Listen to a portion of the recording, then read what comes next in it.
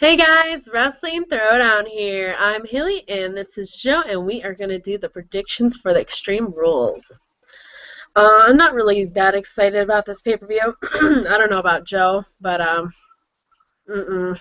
There's only like maybe one or two matches that I actually kind of want to see, but other than that, and they did a video too. I don't know if Joe's seen it, but it's going around. They already did the payback um, video for the main event. They leaked it accidentally and then they locked it on WWE.com. It's going to be a triple threat with Seth, Roman, and Randy. So it's just like, well, now we know who's going to win. Obviously, we knew Seth was going to retain anyways, but it's just like they made a mistake. They accidentally leaked it and they meant to put it in the private videos and they leaked it and it got all over. Wow. But, Huh. Idiot. yeah, and that's why they should not make them that early. Yeah, no, I mean, you never want to give away spoilers too early, and for your own company, your own social media department to drop the ball on that. All I have to say is, Alrighty, let's get to the pre-show. Obviously, or the kickoff show, I guess I should say. The kickoff show, obviously, is going to be the tag team championship match. Obviously, no surprise there. That's where it always is. And it's kind of a shame, too. I really do. I feel bad for it, but, I guess some match has to be on the pre-show or the kickoff show, so I guess it has to be the tag team. But Tyson Kidd and Cesaro versus The New Day. In my opinion, I think obviously Tyson Kidd and Cesaro are going to retain, and I think that this is going to be kind of like an opening for the New Day to obviously turn full on heel. They're going to get mad that they lost, and they're not going to play so nice anymore, and they're just going to be like, well, you know what, screw everyone, screw the fans, we're going to do things our way. see, I already feel like the heel turn has already commenced, especially coming off Raw when Xavier Woods grabbed Kalisto. I'm not sure if it was Kalisto or Sin Cara, I can't remember, but grabbed the dude's leg and screwed him over in the number one contenders match. So I Yeah, feel that's like true. they're kind of full heel already, and I actually think they're going to win the tag titles and institute the Freebird rules to where any two of the three could defend the titles. So I think that's where they're going. I think this is going to build up the Lucha Dragons as the top babyface chaser right now. But let's face it, Kid Cesaro are heels too. So this is kind of there's a few matchups on this card where the heel face dichotomy is kind of weird. This one being the first of them. But I think the New Day is going to win. Not that I'm overly rooting for them. I like Kid Cesaro as champs. But I think now's the time with them getting so much heat. Let's see if they can get something out of them. It's now or never. And it's like Cesaro and Kidd have not had the titles for that long, so but I can see if they're really serious about, Kofi and Big E and, the New Day getting their push and everything like that, I can see them obviously definitely winning. But I think I'm still going to go with Cesaro and Tyson retaining, and you're going to go with New Day. The Dragons are going to get in the title picture with Jey Uso down. They need a babyface tag team to step up. And so I don't know if you want to say surprisingly, but the Lucha Dragons have gotten over very well since being called up, and I feel like they'll be in the tag team title hunt. Oh, yeah, they already said that they're getting pushed sooner rather than later, and they're, like, really for them. So, and the crowd's really into them, too, so, Lucha, Lucha. And it's, what was I going to say? Kidd and Cesaro, who knows how long they're going to be together, too, anymore. Who knows? They might have just had a short title reign, so... I'm for the New Day winning if they obviously, take it seriously and show us some good stuff. I wouldn't break Cesaro and Kid up yet. I feel like there's still mileage in that tag team, and there are two guys who weren't doing anything by themselves in the past. Tyson Kidd since the Hart Dynasty and Cesaro since WrestleMania last year. So I feel like this, and I even feel like it's helped Natty and changed their character up a little bit. So I wouldn't break it up anytime soon. I feel like there's still mileage with it. Yeah. Alrighty, and this is the Divas Championship. Now, obviously, Paige was supposed to face Nikki, but she's doing some kind of like Santa movie with The Miz. The Miz is probably going to get kicked off soon, pretty soon too. So I don't know how long she's going to be out for. About 3 to 4 months, maybe. Who knows? Um, but Naomi versus Nikki Bella, and this is a first heel versus heel match too. I guess you got two heel versus heel matches right in a row. But the Bella Twins are supposedly turning face like right after this, so Yeah, you can already see that happening. Even on Raw, Booker was really coming off very heelish when Nikki was on commentary with them, and I don't know if he was being fed lines or if there was like actual heat. Supposedly the Bellas are talking about doing their own spin-off reality show when they leave the company on MTV or whatever the case may be. So I got the feeling the Bellas got some heat. I think Naomi's going to win. I think they're trying to make Naomi look strong, and good for Naomi. As much as she's the heel, I'm rooting for her in this. She's the last piece of NXT season 2 left, and I really would or season 3 rather, and I really would like to see her win the Divas title. Jey Uso's out. The Usos are on the shelf. Now's the time.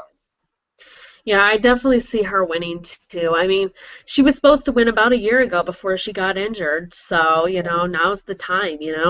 No one's really can take it from her anyways since Paige is gone, AJ's gone. I mean, there's no one really else there, so especially if the Bella Twins are both leaving, so. I would have her hold it until Paige comes back, and then have her and Paige feud for a while. That's what I would do. Definitely. And supposedly, Eva, oh man, Eva is getting really good. I know there's a lot of haters out there, but I don't know if you've seen her videos. Like, she's getting great, and there's a rumor going around that she's going to be getting a nice push when she gets back. So, good for her. She's working really hard. For me, seeing is believing, but I trust your judgment, and I've been seeing what you've been posting about this. So I'm interested to see the progress she's made. We'll put it like that. Oh yeah, even Brian Kendrick, the guy who's training her, obviously, Brian Kendrick is extremely talented, and with her training with him right away, I already knew that she was going to be great. He said in a recent interview, they asked, what he thought of Eva Marie and training her. And he goes, it's actually really funny because a lot of people were like, oh, good luck with her, we don't even know what she can do and if she's going to be good, she's not really done anything yet, so good luck. And he said that she's like the most determined person he's ever worked with.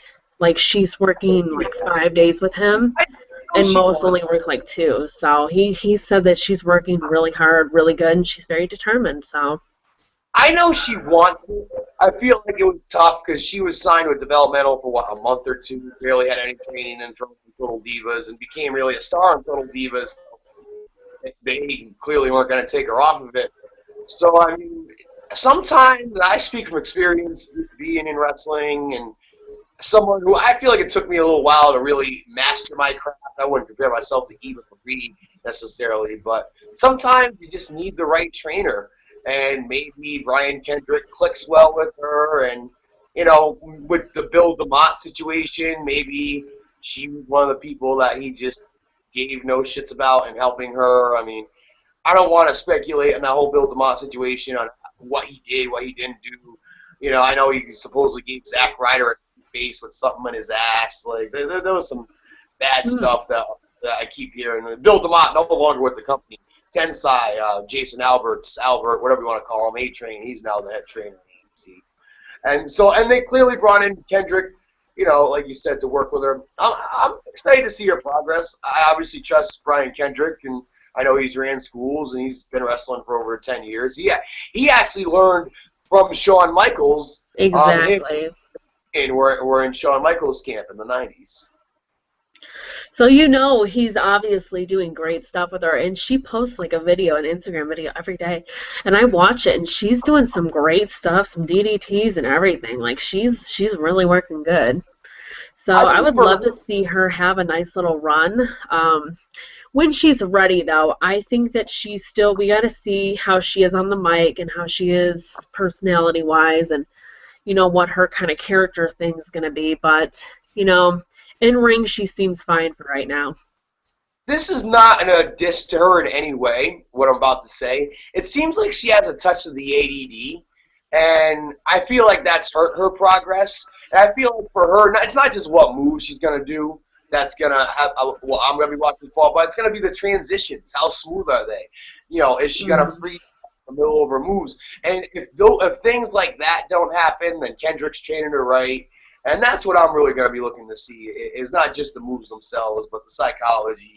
Yeah, one of them, it looked like she really still needed to work on her most recent one, but it was kind of I forgot what it was called. I think it was Brian Kendrick's old move where he kind of like used the ropes to like kick back and kind of like forgot what it was called. Sliced bread. Yeah, that's exactly what he did, and so I'm sure she's gonna do good. I mean, obviously that was just the only one. She runs the ropes better than half the divas on the roster, though. She's working so hard, and I'm for it, definitely. Well, she seems like she's blown past Cuban, so that's a good sign. But yeah, we both say Naomi is going to take the title. Nikki's had it for a while anyway, so. Too long. Yeah, a little too long, exactly. This is this is gonna be the match that I don't even know if I'm gonna be able to watch for no more than 2 minutes. Roman Reigns versus Big Show. And the fact that in Chicago, brace yourselves. The CM Punk chants are coming in this match. Oh yeah, definitely. It's just, you got two guys who just. Big Show actually can move pretty damn good, though, for a big guy. But it's just, Roman is just, he's still lacking in his cardio. But he did do good against Brock Lesnar at WrestleMania, so we'll see. Yeah. But last man standing matches are never good anyways, though. And these two they never have a good match. Not that they're never good, it's that they've been overdone. And I don't have the faith. It has been overdone, too, yeah. Exactly. I mean, how many times have we seen Cena in a last man standing match tie someone up with the ropes, or it's getting to the point where they're running out of ideas for finishes, and they use duct tape and like just duct tape to the ropes and stuff like that with the tip. Let's call it spade a spade. Roman has to win this match, obviously, especially since he's supposedly going to be in the main event at Payback. Obviously, that was already a spoiler. So if Roman doesn't win this match, I'm just go. Yeah, it'll definitely be a D- on WWE's part. I know they pushed him a little too fast, and they're kind of worried now, but that doesn't mean that he has to lose every single match. I think Roman's doing just fine since WrestleMania. I think he's been a lot more authentic with his promos. I think his work rate's been better. He just needs to stop working Big Show, and it'll be fine. I wish it was a winner gets the number one contender, a loser retires match. I wish. Big Show too. I respect Big Show too. He's a Hall of Famer. He's one of the greatest Giants in history. I don't even have a problem with him winning the Andre the Giant Battle Royal. But enough is enough. Get off television. Go be an ambassador. I mean, when I was watching the NXT a couple weeks ago, when Kenta had his little journey to WrestleMania, and Big Show in the back's like, "Oh, I can't wait to work for you more." I'm like, "No, stay away from him." Yeah. Yep. Who knows? Who knows exactly when they're gonna make him retire? It'll probably be another 4 or 5 years, though, knowing WWE. Probably. Oh God. Very WC. But yeah, we both say Roman Reigns for this. Yeah. This one I think we're probably going to both agree on too. Dean Ambrose versus Luke Harper in Chicago Street Fight. Now this is a match that I'm actually really ready to see. I think these two are going to like tear each other apart. Both great workers, both great mic workers, both very underrated right now, and they both need a push. But I think Ambrose needs this a lot more than Luke Harper at the moment. Dean really needs a big win. He has not had a pay-per-view win, I don't think, since splitting up with the Shield. I don't think he's had a pay-per-view win. So he really needs this. He needs it really bad. And obviously he's supposed to get a push anyway soon. That's supposedly the word. So it just wouldn't make sense for, I mean, not that it would be bad if Luke Harper won, but I don't think it would be fair on Dean's part. I think Dean needs this a little more than Luke Harper at the moment. I agree. Both competitors, I mean, they're both very similar. They dressed exactly the same. I am fans of both Luke Harper and Ambrose, but there's money to be had in Ambrose that they're leaving on the table. They do not know how to capitalize on it. Every week this guy comes out with the aura of a Steve Austin, and he's just him. I think Ryback are the two waiting to explode that they just don't know how to build it up. But I think both Ryback and Dean. Dean needs this win. I think Dean and maybe even Ryback could be two solid Money in the Bank favorites, and I think both need to be kept strong for the time. And it's funny, too, supposedly now there's rumors saying that Bray Wyatt is actually talking about Ryback, and they're actually going to have him feud with Ryback. I thought that was a little interesting, but obviously with Roman and Randy both being in the main event at Payback, I definitely see it, because what are they going to do, not have Bray Wyatt on for a few months and just have him keep cutting promos? I mean, I feel like he needs to start his new feud pretty soon, you know? Yeah, I agree. I don't know how excited I am. I have heard the rumors. Yeah, I don't know how I'm going to feel about this feud. It was kind of a little weird when I first thought of it, but hey, it's new. And hey, if it gives both of them a push, I guess, you know, it can't hurt. I just feel like it's unfortunate because I don't see Wyatt losing this feud. Wyatt's another one that since the Ambrose, he's lost a lot of big matches. I mean, not even including Ambrose.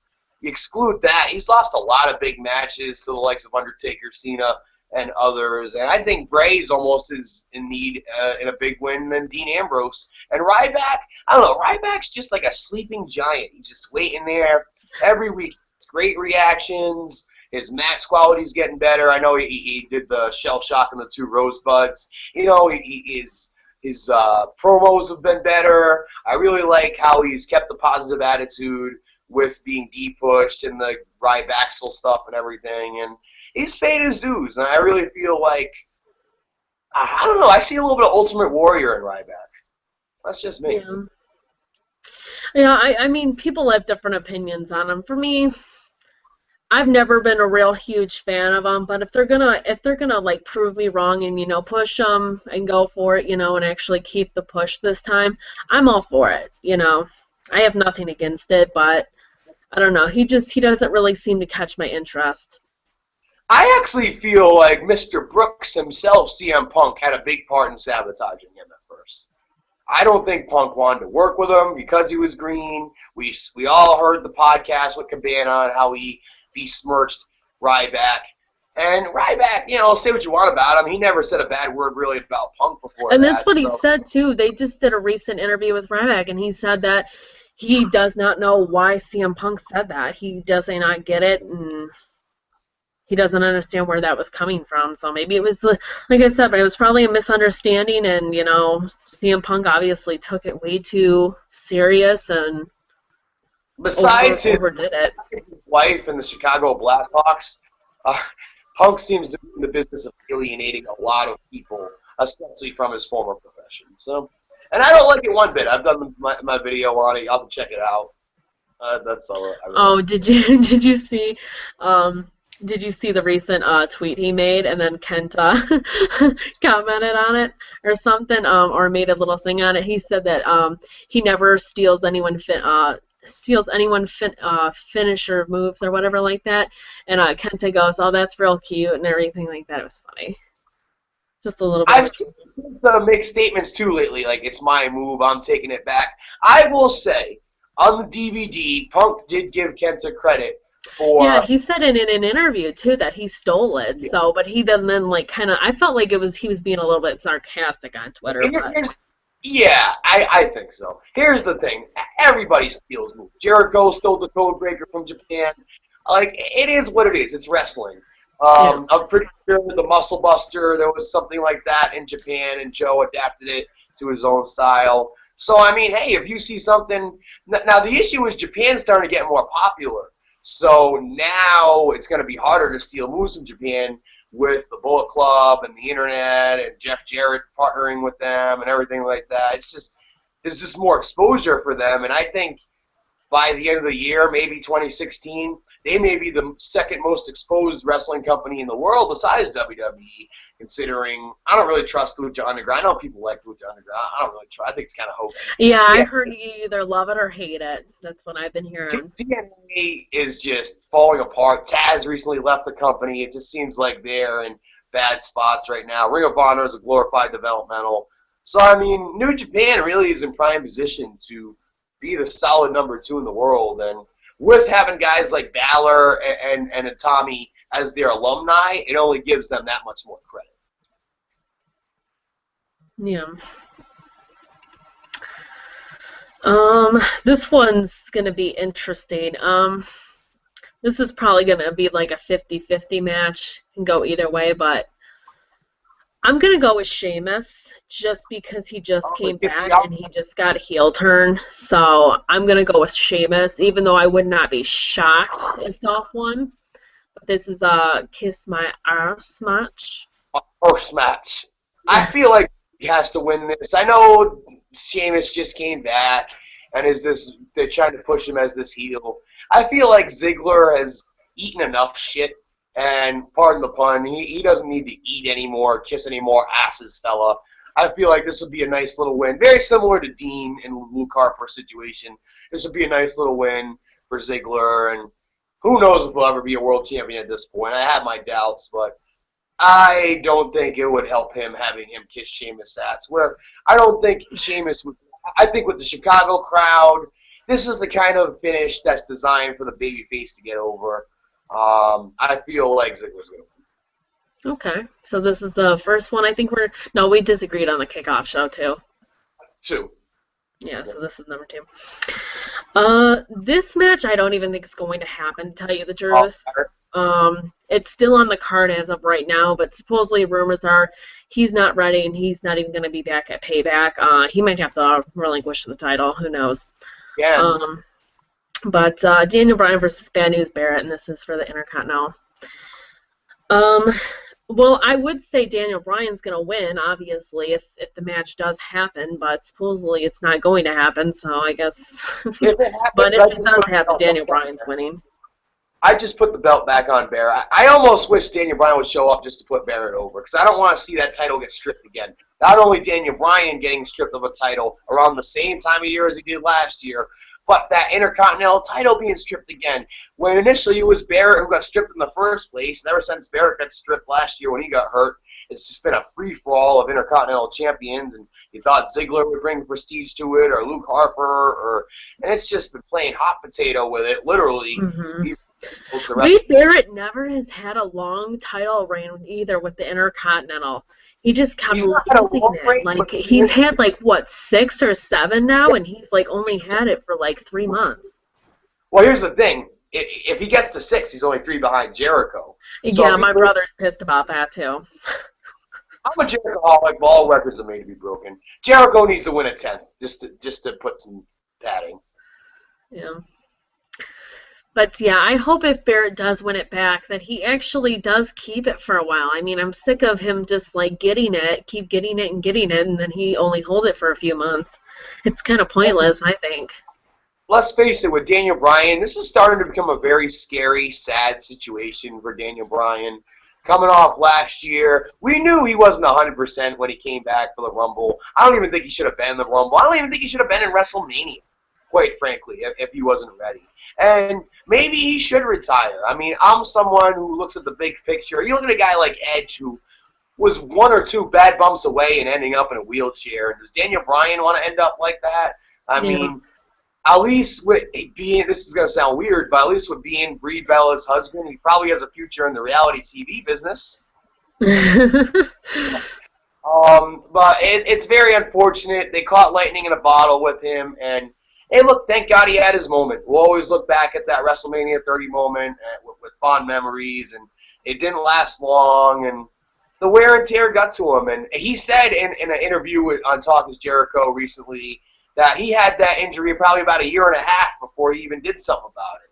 He suffered that injury working at Orton when they were working for the title back at SummerSlam or after SummerSlam.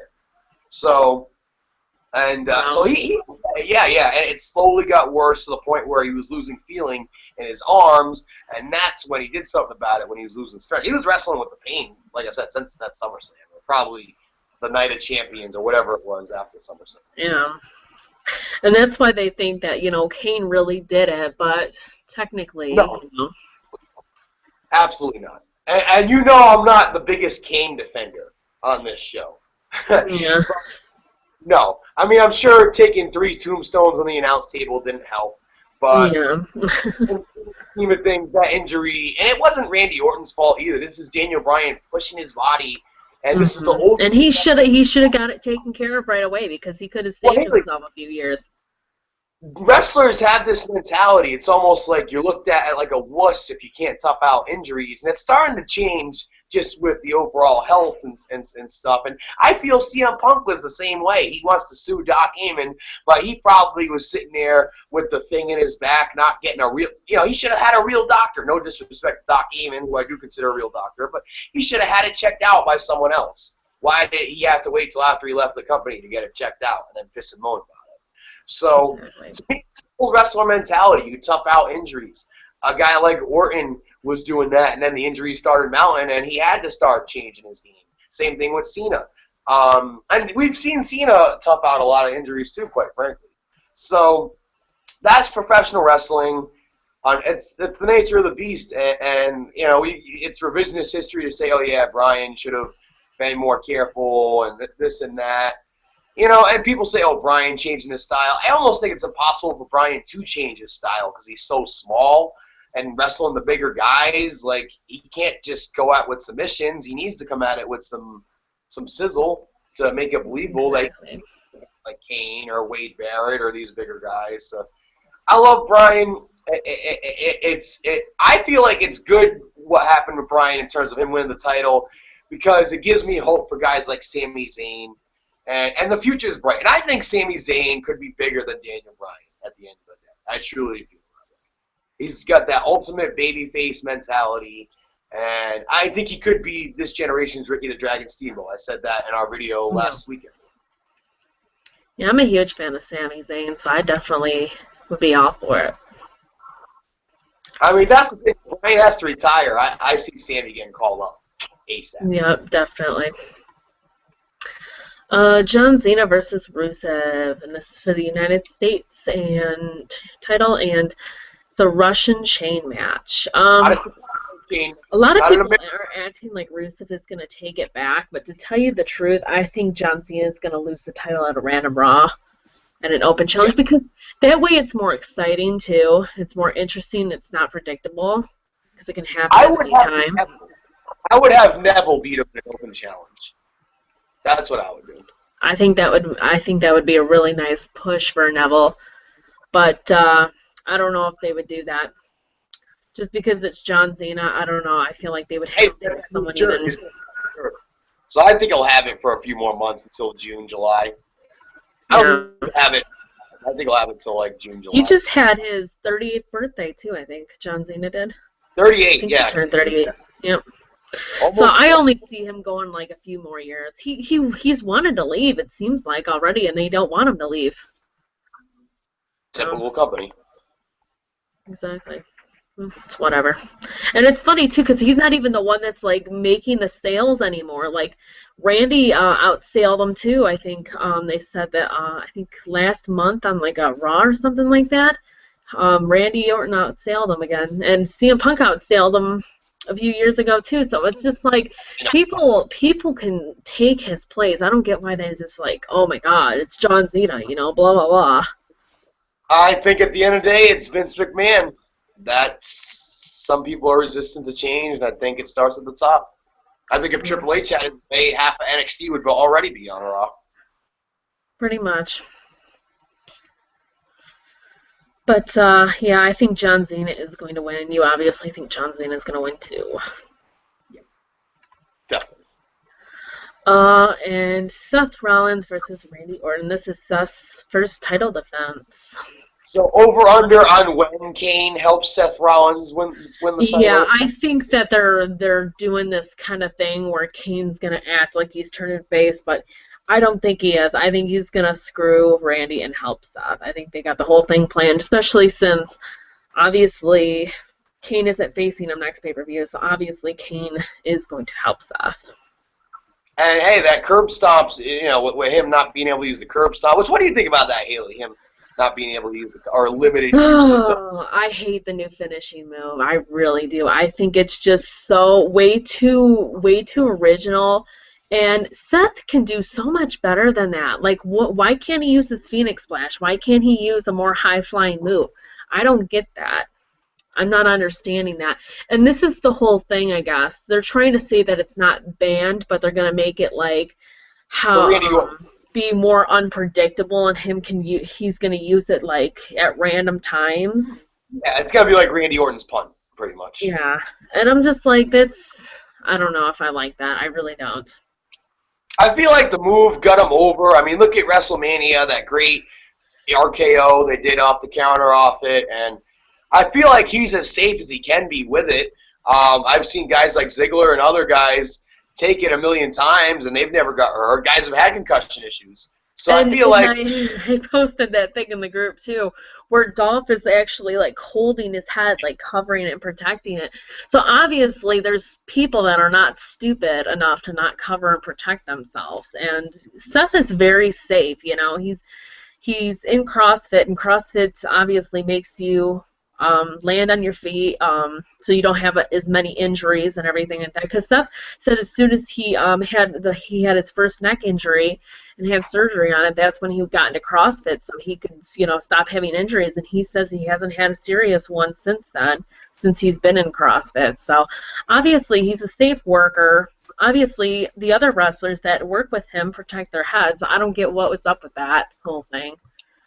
I wonder if WWE worries that kids are going to try the move and then hurt. Because let's face it, we were all kids giving each other rock bottoms and Boston Crab, Stone Cold Stunners.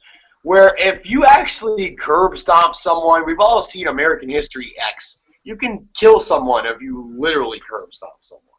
So maybe that's the worry, and I can see them, being a PG company and all the kids that watch. How many times you see a kid do a swanton bomb out of a window and hurt themselves or something? We always hear these stories. So from that aspect, it doesn't surprise me. I think Rollins is good enough to move on from it, but I've not seen the new finish yet. I heard it's just like a dumbed down version of the it's like the reverse version of an RKO, pretty much. That's what it is. And it's just, I'm not a fan of it. I think the whole curb stomp thing, yes, I liked it, but even if he used something like the Phoenix Splash, that would be so much better, and I would love it. It's just his finishing move that's pissing me off, really. The Phoenix Splash, Haley, is more of a babyface finisher. So I feel like I got to call. Okay. But yeah, I'm not a fan of it. It's just, I feel like it's too original for Seth. Seth is a great high flyer. He's a great wrestler, and I think he deserves better than that. I think it's just too simple. Too simple, and I think they could have done something a little more different. I think he could have got a whole new move altogether, or just, I mean, I get that he's, still a heel, but obviously he's going to turn babyface by the end of the year anyways. We can all see this happening. But I don't know. Supposedly the rumor is him and Triple H are supposed to fight at SummerSlam now. But if that happens, I can see Triple H turning face for that. But yeah, eventually he will turn face. Maybe by WrestleMania next year. Not anytime in the near future, but maybe by WrestleMania next year. I think he's going to do it by the end of the year, but I don't think it's going to be by SummerSlam, but who knows? And we'll see. I was going to say, the one guy he actually did hurt is probably the one guy you wouldn't have expected him to hurt, Brock Lesnar. But obviously we knew Seth's going to win this now, because not only because it's obviously he hasn't had the title for long and everything, because of Kane, so it's obviously predictable, but also they spoiled us and they thought it was funny to do a preview of the main event for Payback with him, Roman Reigns, and Randy Orton in a triple threat. So there you go. I mean, Randy right now is the top babyface. I don't think it was best for business for him to win, but if they do, maybe put the title on him and then have Seth win it back. Like I wouldn't hate that. I will say that I wouldn't hate that. Yeah. Alrighty. Well, that is it. Like I said, it seems like it's always the free months that obviously have the lack of luster pay-per-views, because obviously this With the month, exception of Survivor Series, that was a good one. yeah, it's like they'll have a big pay-per-view, then they'll make it a free, then big pay-per-view, free, big pay-per-view, and that's pretty much what they do. It is smart. It's only for new subscribers, and they're around the 2 million mark now. They're steadily climbing up. So, I mean, you see Netflix do this and all these other companies, so it's smart. I don't knock it. Yeah. Well, guys, thank you so much for watching. Don't forget to hit that thumbs up button. Don't forget to follow us on Twitter. Don't forget to subscribe to the Wrestling Throwdown and to Joe Pazzarelli. I will put all the links in the description. And what are you doing for Strike Zone this week? Strike Zone Radio on YouTube. We had the Roddy Piper interview up there. We have our Kenny Dykstra interview up there. The Kevin Sullivan interview is going up there soon. So everybody, make sure you subscribe to Strike Zone Radio. And this week on the Strike Zone, next Thursday, we had the Strike Zone yesterday. It was a good one. Next Thursday, we have our NFL Draft Special. So all you NFL fans, tune in. Very awesome. Thank you so much for watching, and I will see you in the next one. Bye.